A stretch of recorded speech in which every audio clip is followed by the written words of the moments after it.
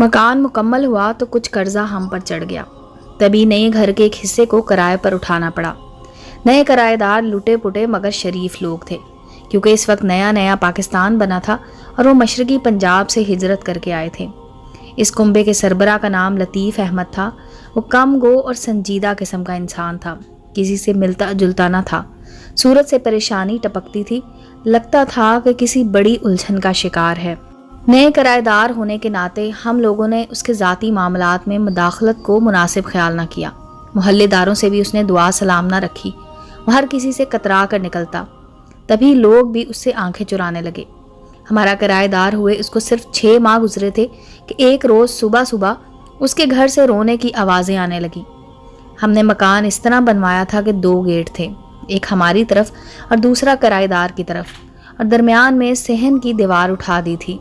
जब दीवार के उधर से दबी दबी सिसकियाँ सुनाई दी तो मेरे खामन ने जाकर उनका गेट बजाया। पता चला कि लतीफ़ अहमद इस जहां से गुजर गया है। दिली अफसोस हुआ। मैंने उसी वक्त सर पर बुरका डाला और उनके यहाँ चली गई। लतीफ़ की 3 बेटियां, जिनकी उम्रें बिलतरतीब 16, 18 और 20 बरस थीं, बुरी तरह रो रही थी और बेवा दुपट्टे में मुंह दिए सिसक रही थी। उनका लड़का 12 बरस का था, जो हौंक सा एक कोने में बैठा हुआ था। इस सूरत हाल को देखकर मैं परेशान हो गई। हिम्मत ना पड़ती थी कि मरहूम की बेवा से क्यों कर बात करूं। लड़कियों को गले लगाया, वो और फूट फूट कर रोने लगी। उनको बिलखते देखा, जी भर आया। बड़ी लड़की से सवाल किया कि अचानक तुम्हारे अब्बा को क्या हुआ, क्या बीमार था? हिचकियां लेते हुए कहने लगी, नहीं, उनको अपने 2 जवान लड़कों के शहीद हो जाने का दुख था। वो हिजरत के सफ़र में हमले में मारे गए थे। इस गमज़दा ख़ानदान की दास्तान हिजरत बहुत दर्दनाक थी। जब कुछ दिनों बाद लतीफ़ की बेवा से हालात मालूम हुए, मुझे और मेरे मियाँ को उनसे हमदर्दी हो गई और हमने उनका ख्याल रखना शुरू कर दिया, क्योंकि अब हमको एहसास हुआ कि हमसे भी गफलत हुई है। पहले ही लतीफ़ अहमद की परेशानी पूछ ली होती, अगर हम उसकी दिलजोई करते, मुमकिन है कि उसके बाद उनकी खुदकुशी की बुरी खबर सुनने को ना मिलती। अफसोस के ऐसे नामसाइद हालात में भी कुछ लोग तमाशाई बन जाते हैं और गमज़दा ख़ानदान का गम बांटने की बजाय उनकी परेशानियां बढ़ा देते हैं। हमारे मोहल्ले में 2 बदनीयत आदमी ऐसे भी थे जिन्होंने थाने में जाकर ये रिपोर्ट दर्ज करा दी कि लतीफ़ अहमद ने अपने घर वालों से तंग आकर खुदकुशी की है। उन्होंने शक जाहिर किया कि घर की ख़वातीन के बीच कोई ऐसा गैर इखलाकी मसला मौजूद था जिसकी वजह से लतीफ़ अहमद की गैरत ने उसको खुदकुशी करने पर मजबूर कर दिया। ये रिपोर्ट मरहूम के घर की ख़वातीन के लिए बेहद परेशानी का बाइस थी, क्योंकि पुलिस का बार बार आना अहसन बात ना थी। इन दिनों मेरा बेटा एक अच्छे ओहदे पर फाइज हुआ था और मोहल्ले भर में मेरे शाहिद का रोब दाब था। मैंने जब शाहिद को अपने किराएदारों की मुसीबत से आगाह किया तो उसने इन बेयारो मददगार ख़वातीन की मदद की ठान ली। शाहिद का पुलिस अफसरान से ताल्लुक़ रहता था। इन लोगों को जब हालात से आगाह किया गया, उन्होंने बेचारी ख़वातीन की मदद की और उनको पुलिस की परेशानी से निजात मिल गई। केस भी ख़त्म करा दिया, जिस पर लतीफ़ मरहूम की बेवा और बच्चियों ने सुख का सांस लिया। हमने उनकी मदद बगैर किसी लालच, सिर्फ इंसानी हमदर्दी की बिना पर की थी, जिसकी वजह से ये लोग हमारे बेहद शुक्रगुजार थे। माँ और बेटियाँ बात बात पर हमें दुआएं देती थीं। एक दिन लतीफ़ की बेवा सुगरा हमारे घर आई और एक नई परेशानी बयान की कि उनको क्लेम में एक मकान अलॉट हुआ था, जिसको उसका देवर हजम करना चाहता है। इस मामले में भी शाहिद ने मदद की, यूँ इनको और उनकी औलाद को हक मिल गया। इस केस में जो खर्चा आया वो भी हमने किया, ताकि इन गरीबों को रहने का ठिकाना मिल जाए। वो इस कदर मशकूर हुई कि रोज़ ही उनकी बच्चियां हमारे घर आने लगी और घर के काम काज में मेरा हाथ बटाने लगी। इन्हीं दिनों उनकी मंझली बेटी को शाहिद पसंदीदगी की नज़रों से देखने लगा। तभी मैं ज़रा घबराई कि बेटे का रिश्ता उसके चचा की बेटी से तय था। अंदेशा हुआ कहीं ऐसा ना हो कि शाहिद अपनी मंगेतर से शादी करने से इनकार कर दे। ये मामला यूं भी संगीन था। शाहिद के अब्बा अपने भाई से बहुत मोहब्बत करते थे और वो बहर तौर अपनी भतीजी जाहिदा बी को बहू बनाना चाहते थे। कुछ दिनों से नोट कर रही थी कि सुगरा की बेटी ज़ेबा शाहिद को देखते ही गुलनार हो जाती। वो बात करता तो शर्मा जाती, इधर उधर छुपने लगती। इसकी इन्हीं अदाओं ने मुझे इन दोनों की जानिब मुतवज्जो किया और ये बात मेरी समझ में आ गई, हो ना हो कुछ होने वाला है। इधर रोज़ रोज़ इन लड़कियों के हमारे घर आने जाने से मोहल्लेदारों ने हमारे बारे में बातें बनाना शुरू कर दी। अगरचे वो हमारे अभी तक किराएदार थे, मगर अब उनके घर का सरबराह ना रहा था, तो लोगों का बातें बनाना कुछ मायने रखता था। घर बेटियां जवान हो और सरबराह भी ना रहे, लोगों की इस घराने पर नज़रें जमी रहती हैं। सुगरा के देवर तो पहले ही उनके केस में मदद करने की वजह से हमसे दुश्मनी किए बैठे थे। एक रोज़ वो कुछ करीबी रिश्तेदारों के हमरा सुगरा के घर आए और कहा कि तुम ये किराए का मकान छोड़ दो, क्यों किराया भर रही हो, अपने मकान में चलकर रहो। वो कहने लगी कि हमसे कम किराया लेते हैं, जबकि वो मकान ज़्यादा किराए पर चढ़ा है। 2 मंजिला है तो किराया डबल आता है, हमारा गुजारा इसी किराए से होता है, लिहाजा हम अगर वहाँ जाकर रहेंगे तो गुजारा कैसे होगा। देवर ने कहा हम खर्चा उठा लेंगे, तुम लोग बस यहाँ से चलो। सुगरा राजी ना हुई, बोली जब मेरे मियाँ के नाम अलाट होने वाला मकान तुमने कब्जा में किया तब हमारे बारे में ना सोचा, इसको पाने की खातिर केस किया, इतना खर्चा मुझ बेवा से तुमने करवाया तब ना सोचा, अब क्यों अचानक हमदर्दी हो गई है, मुझे तुम पर एतबार नहीं है। मुख्तसर ये कि उन्होंने देवर के साथ जाने से इनकार कर दिया, जिस पर वो इनका दुश्मन हो गया और मेरे बेटे पर इल्ज़ाम लगा दिया कि उसने वर्गला रखा है मेरी भाभी को, जो कि एक गलत औरत है। मेरी भतीजियाँ इस औरत की सरपरस्ती में महफूज नहीं हैं। उस शख्स ने हमारे कुछ मोहल्लेदारों के सामने भी वावेला किया और उनकी तवज्जो इधर मबजूल कराई, जिस पर वो हमको शक की नज़रों से देखने लगे। तब सुगरा ने शाहिद से कहा, बेटे अगर तुम मेरी ज़ेबा से निकाह कर लो तो मुझे सुकून मिल जाएगा और आप जैसे अच्छे लोगों से मजबूत रिश्ता भी जुड़ जाएगा, तो लोग मुझको बेआसरा समझकर तंग नहीं करेंगे। ये भिनक मेरे शौहर के कानों में पड़ी। वो सख्त भरम हुए, मुझसे कहा कि खातून को समझा दो कि आइंदा वो ऐसी कोई उम्मीद हमसे ना लगाएं, वरना मैं खुदा तरसी ना कर पाऊँगा और फ़ौरन उनसे अपना मकान खाली करवा लूँगा। मैंने शाहिद का रिश्ता अपने भाई की बेटी से तय कर दिया है, ये नाता ना टूटने पाएगा, वरना बुरा होगा। मैं तो पहले ही जानती थी कि वो ऐसा ज़रूर करेंगे। अभी तक बात मेरे और शाहिद के दरमियान थी, लिहाजा मैंने सुगरा से अपने मियाँ की बरहमी का कोई जिक्र ना किया। मुबादा उनको दुख पहुँचे, सोचा कि शाहिद तो मेरा बेटा है, इसे बावर कराए देती हूँ कि ऐसा कुछ सोचना भी नहीं, वरना तुम्हारे वालिद हंगामा कर देंगे, वो दिल के मरीज़ हैं, ऐसा ना हो कुछ सदमा ले लें और हमको लेने के देने पड़ जाएं। इधर हमारे यहाँ ये खिचड़ी पक रही थी, उधर सुगरा के देवर ने उनसे लड़ाई ठान रखी थी।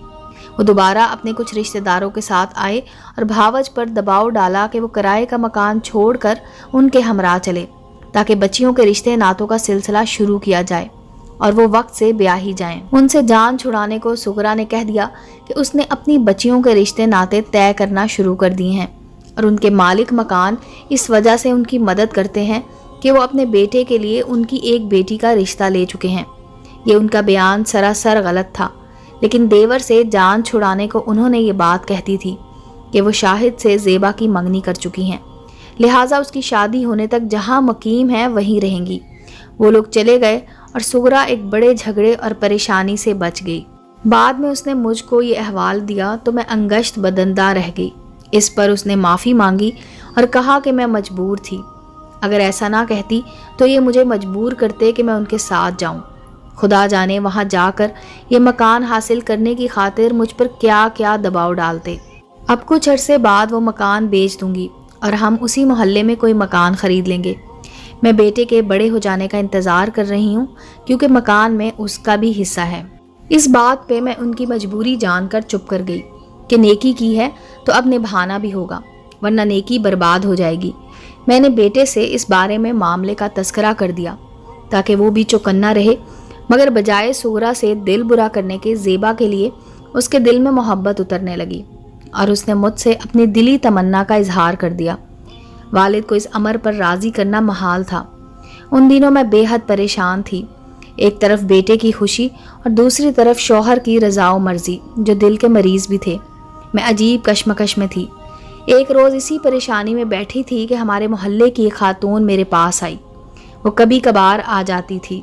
जुबैदा ने जो मुझे परेशान और उदास देखा तो परेशानी का सबब पूछा और कुछ इस तरह दिलजोई की कि मैंने उसको उलझन से आगाह कर दिया और कहा कि बताओ अब मैं कैसे इस भंवर से निकलूं।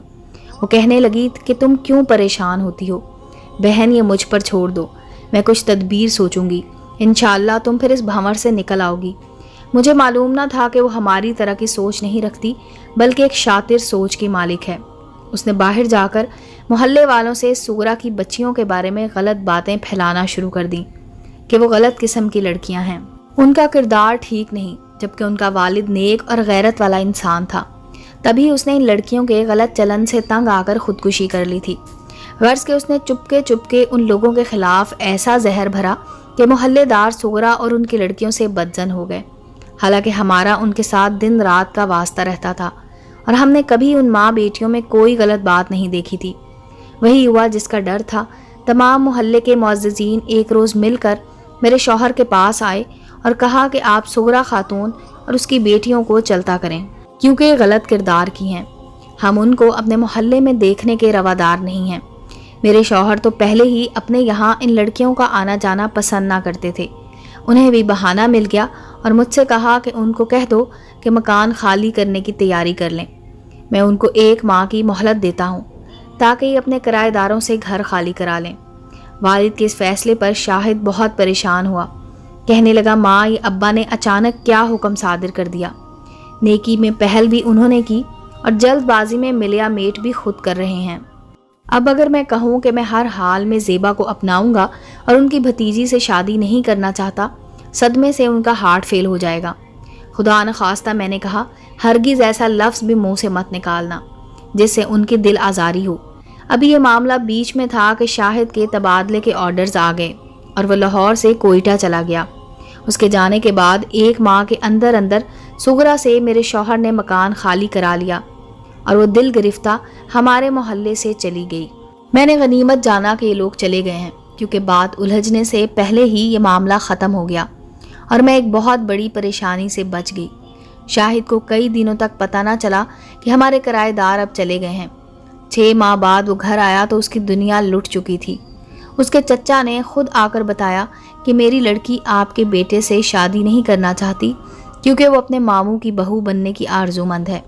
میری ایک ہی بیٹی ہے اور مجھے اس کی خوشی مقدم ہے، لہٰذا بڑے بھائی آپ ناراض مت ہونا، آپ کے پاؤں پر ہاتھ رکھ کر معافی کا طلبگار ہوں۔ میرے میاں کو بھائی پیارا تھا، لہٰذا اس کی یہ بات بھی ان کو کڑوی نہ لگی۔ بولے رفیع بھائی، جیسے تم خوش ہم بھی تمہاری خوشی میں خوش، تمہاری بیٹی میری بیٹی ہے، اگر تم کو اس کی خوشی عزیز ہے تو مجھے بھی ہے۔ یہ قصہ تو یوں تمام ہوا، لیکن بیوہ سغرا کو گھر سے نکال کر ہم نے ستم کیا کہ دیور نے اس کو بعد میں بہت ستایا، کیونکہ اس نے ہمارا آسرا لے کر اس سے مکان کا قبضہ چھڑایا تھا، اور میرے بیٹے کے اثر و رسوخ کی وجہ سے بھابھی کو تنگ کرنے کی اس شخص کی مجال نہ تھی۔ لیکن جو ہی اس کو علم ہوا کہ اب ہمارا آسرا نہیں رہا، اس نے سغرا کا جینا حرام کر دیا۔ اس کی بڑی بیٹی کی شادی زبردستی ایک ایسے عمر رسیدہ شخص سے کر دی جس نے اس کو بہت مالی فائدہ پہنچایا تھا، دوسرے معنوں میں اس کو بیچ ڈالا۔ زیبا نے اپنے چچا کی مرضی سے شادی کرنے سے انکار کیا تو اس کو بہت برا بھلا کہا، مجبور ہو کر اس کو بھی چچا کے آگے ہتھیار ڈالنا پڑ گئے۔ جس شخص سے اس کی شادی کی وہ نکما آدمی تھا، اس نے زیبا کو نوکری کرنے پر مجبور کر دیا اور اس کی تنخواہ سے وہ اپنے اخراجات پورے کرتا تھا۔ تیسری لڑکی کو البتہ اپنی بہو بنا لیا کیونکہ یہ بچی بہت خوبصورت تھی۔ یوں بھتیجے کو بھی گھر رکھ لیا مگر سغرا کو نکال دیا۔ وہ کچھ دن زیبا کے پاس رہی، لیکن جب زیبا کے خاوند کی بدسلوکی بہت بڑی تو یہ دونوں دارالامان چلی گئیں۔ ایک روز شاہد اپنے دوست سے ملنے اس کے آفس گیا تو اس کو وہاں سغرا نظر آ گئی۔ شاہد کا یہ دوست سوشل ویلفیئر آفیسر تھا۔ اس نے بتایا کہ سغرا دارالامان میں رہتی ہے، چونکہ بیمار ہے لہٰذا اس کو آج ہسپتال لے جانا ہے۔ سغرا نے شاہد کو دیکھا تو پہچان لیا اور اس کی آنکھوں سے آنسو بہہ نکلے۔ شاہد نے کہا، خالہ آپ یہاں؟ آپ تو بہت کمزور ہو گئی ہیں۔ تبھی میں نہ پہچان سکا۔ بہرحال جب میرا بیٹا گھر آیا تو بہت افسردہ تھا، کہنے لگا امی آپ لوگوں کو کیا ملا، ایک بیوہ عورت کو آسرا دیا اور پھر بھری دنیا میں بے آسرا کر کے دھکا دے دیا۔ میں زیبا سے تو نہ مل سکا مگر اتفاق سے سغرا خالہ سے ملاقات ہو گئی۔ شاید خدا کو ملانا منظور تھا، ان کی تو بہت بری حالت تھی، ان کو کینسر ہے۔ آپ سوچئے کہ ان کے بعد زیبا بیچاری کا کیا بنے گا۔ آپ ایک بار ضرور ان سے مل لیجئے، मुझे भी बहुत दुख हुआ ये सब सुनकर। मैंने बेटे से कहा कि मुलाकात का इंतज़ाम करवा दो, मैं मिल लूँगी। इन्हीं दिनों मेरे मियाँ की तबीयत ऐसी बिगड़ी कि फिर ना संभली और वो खालिक हकीकी से जा मिले। कुछ दिन हम उनके सोग में रहे और मैं इद्दत में थी कि एक दिन शाहिद ने बताया कि सुगरा खाला वफ़ात पा गई हैं, क्योंकि वो मर्ज़ के आखिरी स्टेज पर थीं। और ज़ेबा बेख्तियार मेरे मुंह से निकला, उसको उसका भाई दारुल अमान से ले गया था।